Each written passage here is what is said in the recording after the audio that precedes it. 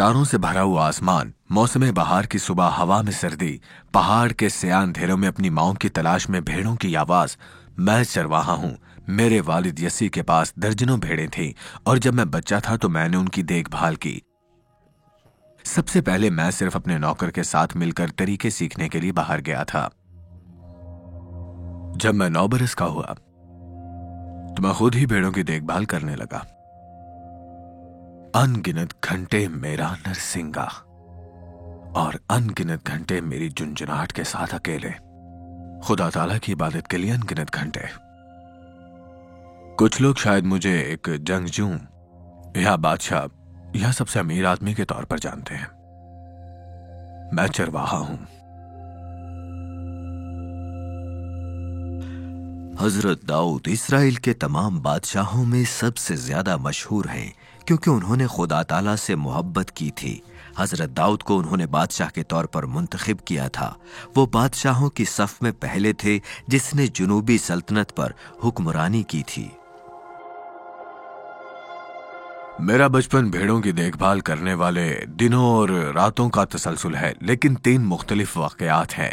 पहला, मेरे नंगे हाथों से जंगी जानवर को मारना।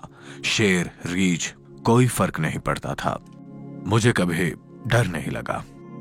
अपनी गुलेलो रसा के साथ मैं अपना काम करने जा रहा था। खुदा ताला ने हमेशा मुझे भेड़ों की हिफाजत के लिए जरूरी महारत और कुव्वत दी है। मेरे वालिद की भेड़ें। दूसरा अहम वाकया, मेरे वालिद का एक नौकर मुझे तलाश करने के लिए दौड़ता हुआ आया। किसी को भी इस बात की परवाह नहीं थी कि मैं कहाँ हूँ या मैं क्या कर रहा हूँ, लिहाजा मुझे ये वाज़े तौर पर याद है। मैं घर की तरफ चला गया और कुएं में धोया, इस उम्मीद में अंदर चला गया कि सब कुछ ठीक होगा। अंदर एक कोने में एक बुजुर्ग आदमी मेरे वालिद के साथ बैठा था। उसने मुझे देखा और वो सीधा मेरी तरफ बढ़ा और मेरे सर पर तेल उंडेलकर मुझे मशहूर कर दिया। मेरे घर वाले इस महसमे को खुफिया रखने पर राजी हो गए, लेकिन खुदा ताला की रूह उस दिन एक ताकतवर तरीके से मुझ पर आ गई। मेरे भाई बादशाह साउल के मातहत खिदमत अंजाम दे रहे थे। मेरे वालिद ने मुझे उनके लिए खाना ले जाने को कहा। मैं उनके कैंप में पहुंचता हूं और मैं सुनता हूं कि एक फिलिस्ती सिपाही मेरे खुदा ताला की तौहीन करता है और मेरे बादशाह की भी, और मैं महसूस करता हूं कि खुदा ताला की रूह मुझ में मिल रही है। मैंने उस फलिस्ती को अपनी तलवार से मार डाला। मैंने अपनी तलवार से उसका सर काट डाला। मैं उसकी तलवार और बड़ा हथियार रखता हूं और यरूशलेम ले जाता हूं। जैसा कि आप तसव्वुर कर सकते हैं, असलहा मुझे कभी फिट नहीं करता, जैसे कि दियो का मत।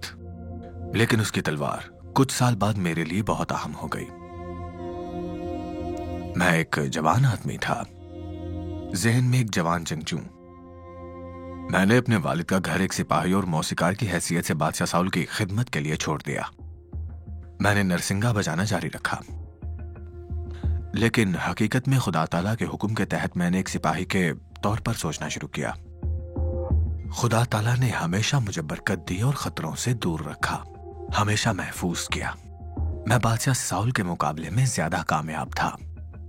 मैंने बादशाह साउल की बेटी से शादी की और उनके बेटे योनातन का दोस्त बन गया।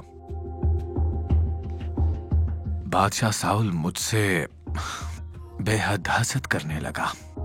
उसने खुदा ताला पर भरोसा करने की बजाय मुझे मारने की कोशिश की। यहां तक कि उनके घर को छोड़ने से पहले मैं 2 अलग अलग जगहों पर मौत से भी बचा हूं। बादशाह का रवैया मेरे साथ एक मुजरिम की तरह था जिसका शिकार किया जाना चाहिए। मुझे शुबा है कि उसे मेरी शादी के बारे में पता चला और वो मुझे अपने खानदान के लिए खतरा समझने लगा। मेरा पहला पड़ाव एक गैर कानूनी सिपाही की हैसियत से नवाब शहर में था। मैंने वहां के काहिन अख मलिक से मुलाकात की। मैंने काहिन को धोखा दिया कि मैं बादशाह साउल के मिशन पर हूं और उसको मेरी कहानी पर शक करने की कोई वजह ना दी। उसने ना सिर्फ मुझे और मेरे आदमियों को हमारी भूख मिटाने के लिए मुकद्दस रोटी, बल्कि जूलियत की तलवार भी दी, जो मैंने उसको वहां महफूज रखने के लिए दी थी। गलती से मैंने सोचा कि मासूम अख मलिक को कोई नुकसान नहीं पहुंचेगा, लेकिन मैं गलत था। एक आदमी था दुएग, उसने देखा कि मैंने क्या किया। जब बादशाह साउल मुझे ढूंढने के लिए आया तो उस आदमी ने एक मनफी अंदाज में सारी बात बताई कि अख मलिक ने क्या किया। बादशाह साउल ने इस बयान पर अख मलिक के पूरे खानदान को कत्ल कर दिया कि उसने मेरी मदद क्यों की। उस दिन सारा खानदान कत्ल हो गया सिवाय एक बेटे के जो फरार हो गया था, जिसका मेरे मुस्तकबिल में बड़ा किरदार है। मेरे पास मुड़ने का कोई रास्ता ना था।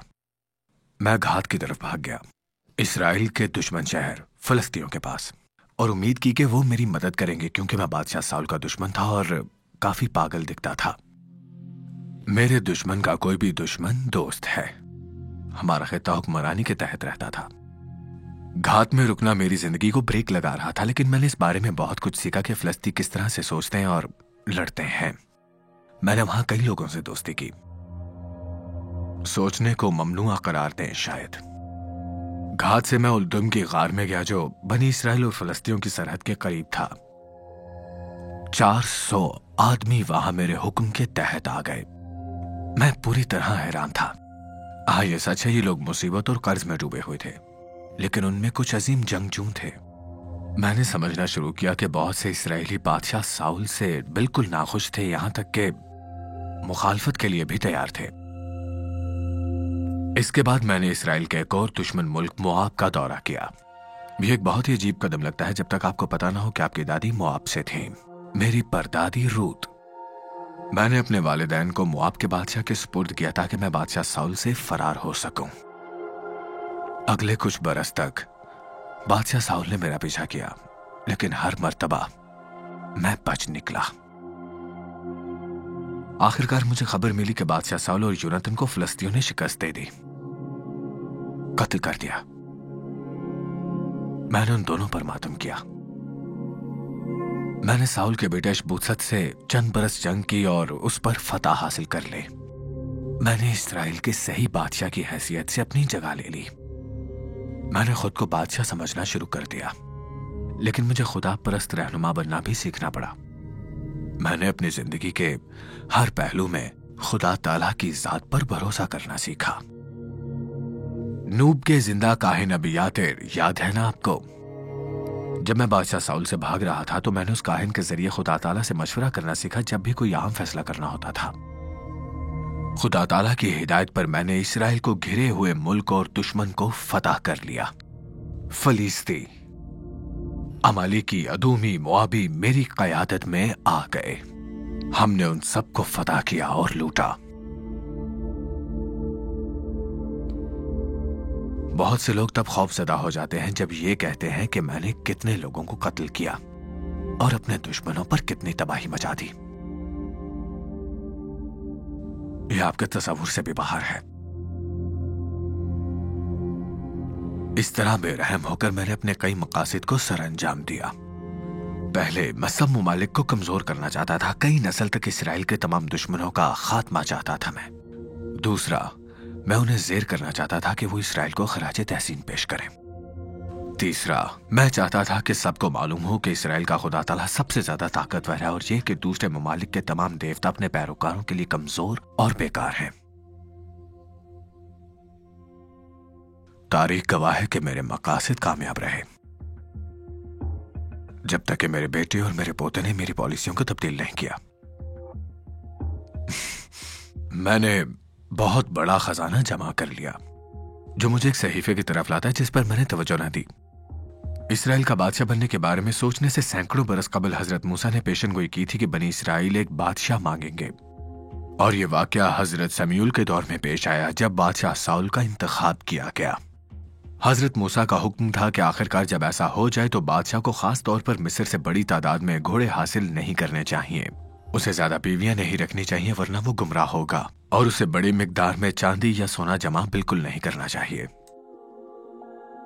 बादशाह साउल ने उन अहकामात पर अमल करने का हैरत अंगेज काम किया। उनके पास बड़ी तादाद में घोड़े न थे, बड़ी मिकदार में चांदी या सोना जमा नहीं कर रखा था, एक बीवी थी, मुख्तसर काफिला था। उसने तमाम अहकामात को पूरा किया। और दूसरी जानिब मैंने अपने पास बहुत से घोड़े रखे, एक वसी तादाद में सोना और चांदी जमा किया।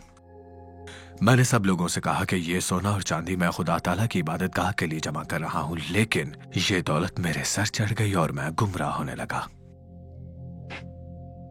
मौसम बहार, ये साल का वो वक्त होता है जब बादशाह जंग को जाते हैं। मुझे मौसम बहार की निशानियां पसंद थी क्योंकि मैं जानता था कि खुदा ताला ने मुझे मुंतखब किया है ताकि मैं सिर्फ फतह हासिल कर सकूं। लेकिन एक मौसम बहार मुख्तलिफ थी। मैंने खुद से वादा किया कि दोबारा अपने आप को खतरे में नहीं डालूंगा। मैं थक चुका था। मैं खुदा ताला से मुशावरत के बगैर फैसले कर रहा था। मैंने खुद महल में रहने और अपने वफादार कमांडर के तहत जंग में अपनी फौजें भेजने का फैसला कर लिया। हम इसराइल की सरहद से मुत्तसिल आखिरी नाकाबिले फतह मुल्क को शिकस्त देने के करीब थे। फतह यकीनी थी, कुछ भी गलत नहीं हो सकता था। मैं एक रात सो नहीं सका। मैं अपने महल की छत पर चला गया। ये शहर दाऊद के ऊंचे तरीन मकामात में से एक था। मैं यहां से पूरे शहर पर आसानी से नजर कर सकता था। मैं वहां दूर अपने दुश्मनों पर नजरसानी कर रहा था, लेकिन मेरी नजर एक औरत पर पड़ी जो वहां छत पर नहा रही थी। मैं बादशाह था, जो चाहता कर सकता था। और जब मुझे उसके बारे में पता चला कि वो मेरे सबसे वफादार सिपाही जंगजुओं में से एक की बीवी थी, और या हत्ते की बीवी, जो उस वक्त वहां मेरे बगैर जंग में लड़ रहा था, मेरी हवस भड़क उठी।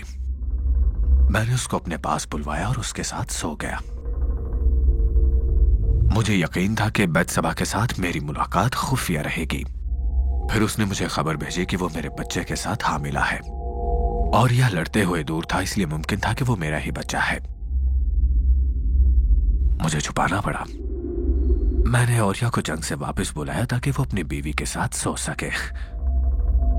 उसने जंग के दौरान ऐसा करने से इनकार कर दिया। मैं बेकाबू हो गया। मैंने उसको जंग पर वापस भेजा और उसकी मौत का इंतजाम कर दिया। मेरे फैसले अजीबोगरीब होते चले जा रहे थे। और यह मारा गया। बदसबा मेरी बीवियों में से एक हो गई। उसके यहां एक सेहतमंद लड़का हुआ। खुदा ताला मुझसे सख्त नाराज थे। खुदा ताला ने मुझे औरिया के मामले में हजरत दाऊद का सामना करने के लिए कहा था, लिहाजा मैं ऐसा करने के लिए महल की तरफ भागा। मैंने हजरत दाऊद को एक गरीब आदमी की कहानी सुनाई जिसके पास सिर्फ एक छोटा सा बर्रा था। वो बहुत गरीब था। इसे बदकिस्मती कह सकते हैं। करीब ही एक बहुत अमीर आदमी रहता था जिसके पास बहुत से मवेशी और भेड़ें थीं। उसे एक अजनबी को मेहमान बनाना पड़ा। अपनी ज्यादती में से हिस्सा लेने की बजाय उसने गरीब आदमी का छोटा सा बर्रा ले लिया। हजरत दाऊद एक चरवाहे थे। मैं जानता था उनका गुस्सा भड़क जाएगा, और ऐसा ही हुआ। उन्होंने अमीर आदमी को जान से मारने की धमकी दी और सख्त नताइज की। अब वो अमीर आदमी है। मैंने हजरत दाऊद की तरफ देखा और चीख कर कहा, और यह गरीब आदमी है और आपने खुदा ताला का फैसला खुद से कर लिया। ये आपने गलत किया है। मैंने खुदा ताला का फैसला सुनाया कि किस तरह उसका कोई करीबी शख्स उसकी बीवियों को ले जाएगा। बदसबा का बच्चा मर जाएगा। हजरत दाऊद ने तौबा की, लेकिन खुदा ताला ने सजाएं सुनाई। औरिया का मामला हजरत दाऊद के दौरे हुकूमत के वस्त में पेश आया था। उन्होंने अपने आसपास के तमाम ममालिक को इतनी अच्छी तरह से फतह कर लिया कि उन्हें कोई फिक्र न रही। लेकिन औरिया के मामले के नताइज और हजरत दाऊद के किए गए दूसरे बुरे फैसलों के नताइज उन्हें परेशान करेंगे। उन्होंने अपने मुल्क की सरहदों को बेहद वुसअत दी। उन्होंने अपने मुल्क के लिए अमन और खुशहाली हासिल की और सिर्फ एक खुदा ताला की इबादत की, अपने लोगों की खिदमत की। ताहम वो एक जंगज़दा शख्स था। वो जंगजू आदमी था। एक खौफनाक बाप था जिसने बादशाह के लिए कई बीवियां रखने की मिसाल कायम की। औरिया को कत्ल किया, बदसबा के साथ जना और बदसलूकी की। तो आपका क्या ख्याल है? क्या हजरत दाऊद बादशाह साउल से अच्छे बादशाह थे या बिल्कुल नहीं?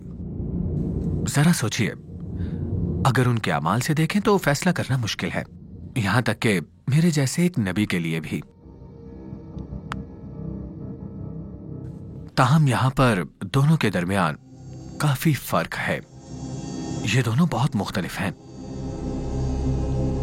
साउल का दिल बहुत सख्त था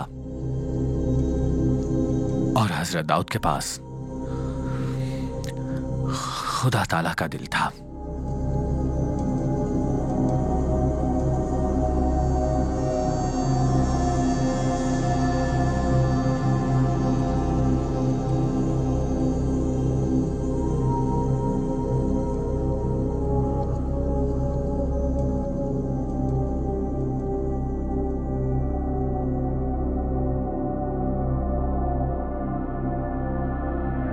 अजीज नाजरीन, इस वीडियो को देखने के बाद अगर आप इंजील शरीफ का मुफ्त नुस्खा हासिल करना चाहते हैं तो हमें अपना मुकम्मल पता बमा मोबाइल फोन के अरसाल कर दें। हम पूरी कोशिश करेंगे कि आप तक इंजील शरीफ का मुफ्त नुस्खा पहुंच जाए।